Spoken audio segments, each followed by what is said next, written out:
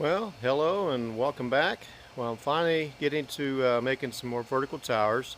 Had several people asking how I'm making those, and so this is for you guys. So hopefully you can see how I'm doing it and get some good out of this. So let me show you the jig I'm using. Okay, so this is one I just finished. Um, if you're going to make very many of these, making a simple jig is the way to go. I just used some scrap lumber, put it together enough for the 4-inch PVC pipe to fit in there. Now this is 10 foot, it's a sewer pipe, so it's a thinner wall. And what I do first is it comes in 10-foot lengths, and I cut these here for my purpose at 7'5", because that's the ideal where I can reach up and still harvest at the top of them. And the other reason for that is the scrap piece is long enough, and these have a bell end on them. That's what this here is. And for the scrap pieces, I'm able to put the three and just glue them together and makes another one. So there's no waste in it, so that's a big advantage.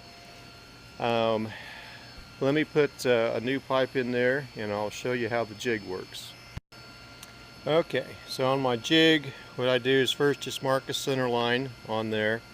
Then I've got some marks on the side here as to where I'm going to put the grow holes. So I've got those marked on here every 8 inches, and they are staggered from side to side. So there'll be 4 across that way, but 8 going across this way.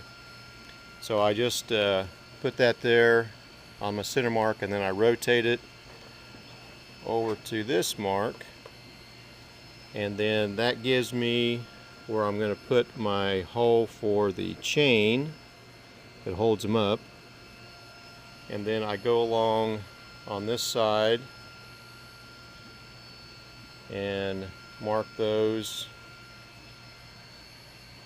every 8 inches, and I do that all the way down, and I've got 18 plant holes in these tubes. And then for the other side, I just rotate that over to that mark.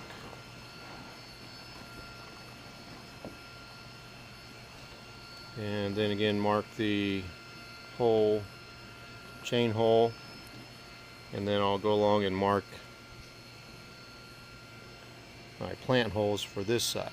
So let me finish marking that and then I'll show you what I do. Okay, I've got that marked. Now the tools that I'm using is very simple. It's a piece of 3/4 PVC. I just cut it at a pretty sharp angle and then just ground the edges a little bit to kind of smooth those off, and that's what will go in the holes and form the hole. And again, for my purpose, what I'm using are these grow plugs here, and they'll fit inside that hole. And you can get these from Bright Agritech. Well, they sell this brand. They don't have this size the last time I checked. The ones they use are smaller and longer that go in their zip grow towers. But these here are about 1 inch at the bottom, 1.25 inches across the top, and about 2 inches long.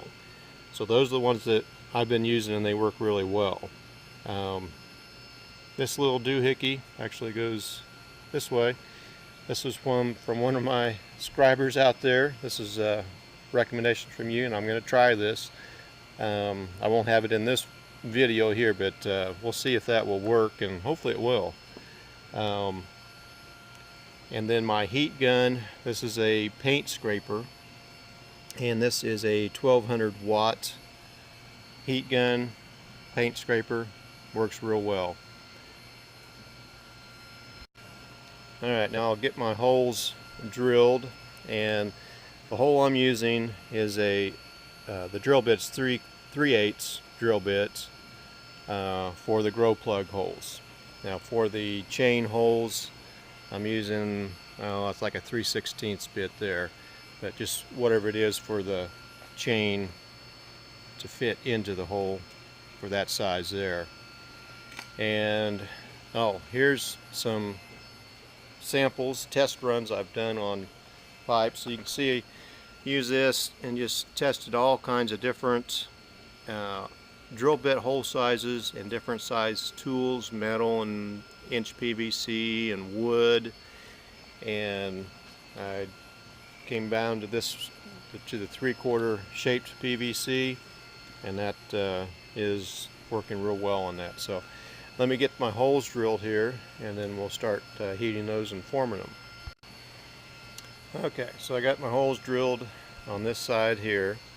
Again, those are 3/8 holes. Now I'll get the heat gun and get started on that. Okay, let me start this, and I'll try to talk louder so you can hear it. Now, it doesn't take too long to heat this, about 30 seconds to heat the hole up. What I found is you don't want to overheat it. It will tend to tear more by doing that. And you just want to go just over, here's where the hole is, and just back and forth, just up above the hole a little bit and a little below it. And you can test it,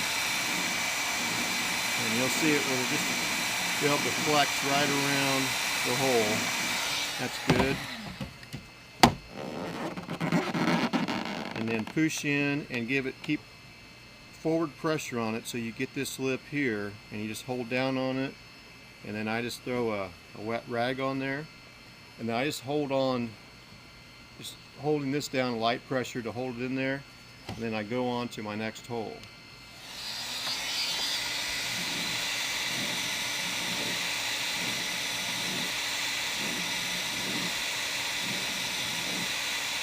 Again, about 30 seconds is what you need, and after about 20 seconds I'll pull my fuel out of the first hole that's already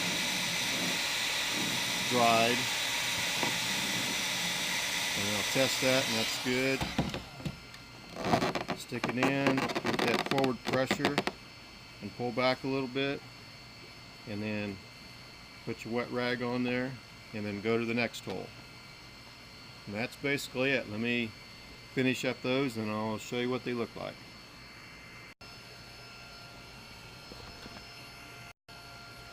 There we go. Don't need to see my ugly mug anymore. Okay, so got those all done.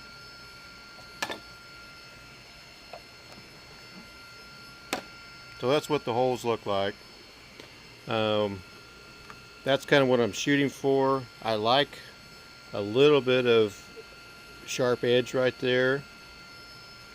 You can kind of see it up on the corners there. Leaves a little bit of a grip there for the plugs to go in, because when they go in, they just slide in there, and that kind of grabs the side of it. So when the plants get bigger, that helps keep the plug in, keeps water from coming out around the outside. So that's basically it. I just rotate that to the other side, drill the holes, and form those, and that's basically all I do on those. Now, when I get them done, the media I use on the inside of these, this is a grow media that Bright Agrotech, again, they use that for their zip grow towers, and I bought this in a roll, 4 foot, excuse me, not sure how long it was, but it can be a little pricey.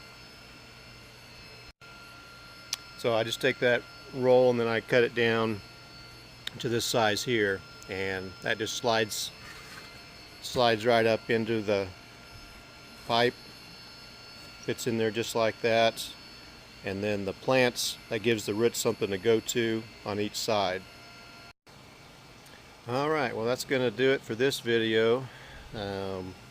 I'll get the rest of these made and put up, and then try the new drip tip on those and see how well those do, and I will give you an update on that.